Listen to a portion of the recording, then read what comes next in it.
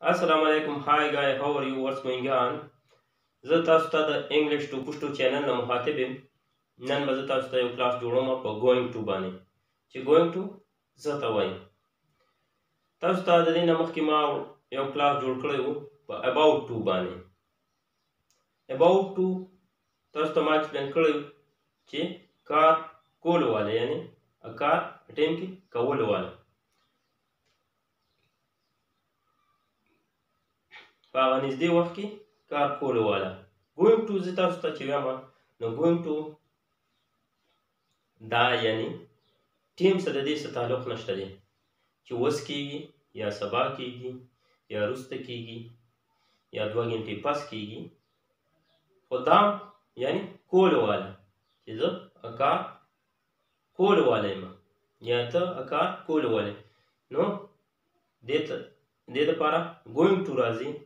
نو زه تاسو ته going to په جملو کې استعمالوم او شارټ کلاس ته پې جوړوم. شارټ صرف چې ستاسو کنسپټ کلیر شي چې going to صحیح معنا صحیح ځای کې استعمالول تاسو ته معلوم شي. اکثر تا نه یو ملګری تپوس وکړي چې ته څه کار مار نه شروع کوې یا څه بزنس تا شته یا نشته دی یا دې څه اراده شته دی، نو going to دلته د ارادې دغه ښیي چې یاره زه دا کار شروع کوم یعنی دا زما اراده ده. نو ته ورته داسې ویلی شي I'm going to start a new business. I'm going to start a new business. زه یو نوی کاروبار شروع کولو والا یم یعنی یو نوی کاروبار ته زما اراده شته. زه یو نوی کاروبار شروع کولو والا یم. ها بله جمله کې ګورئ اکثر تا نه یو ملګری تپوس وکړي چې یاره هغه پلانکي به روټۍ خوري که نه، ته ورته وایي چې هغه نن روټۍ بهر خوړلو والا دی یعنې روټۍ بهر خوري نن. د هغه اراده ده چې زه بهر روټۍ وخورم یعنې دلته موږ سره روټۍ نه خوري.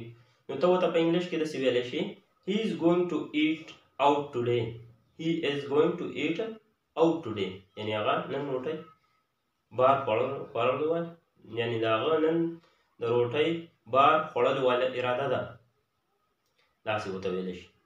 دا جملې خو تاسو ته ما د ارادې دپاره یعنې چې یو کار ته د اراده یو شي ته او د شروع کولو والی کار کولو والی هغې ته د اراده دا خو going to د هغې دپاره استعمال شو. بل ځای کې هم going to استعمالېږي. فرض که د امکان دپاره چې یعنې د باران کېدلو والا امکان دی، د بیمارۍ نه ښه کېدو والا امکان دی، داسې امکان دپاره هم going to استعمالولی شئ. په جمله کې ورته ګورئ نن فرض که تاسو یو کس ته وایئ چې نن باران کېدو والا دی یعنې باران امکان دی. فرض که ته یو کس ته وایئ چې نن باران کېدو والا دی یعنې د باران امکان دی. It is going to rain today یعنې نن باران کېدو والا امکان دی.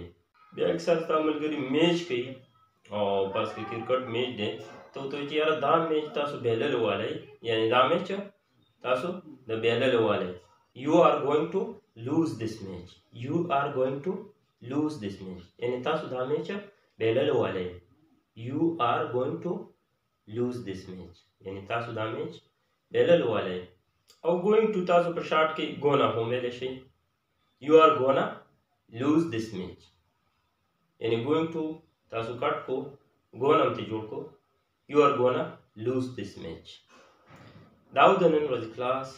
انشاءالله راتلونکي کلاس کې به زه تاسو ته د دې نه هم ښه ټاپک راوړم او اسان ټاپک به راوړم چې په لږ وخت کې ښه پوره کنسپټ کلیر کېږي.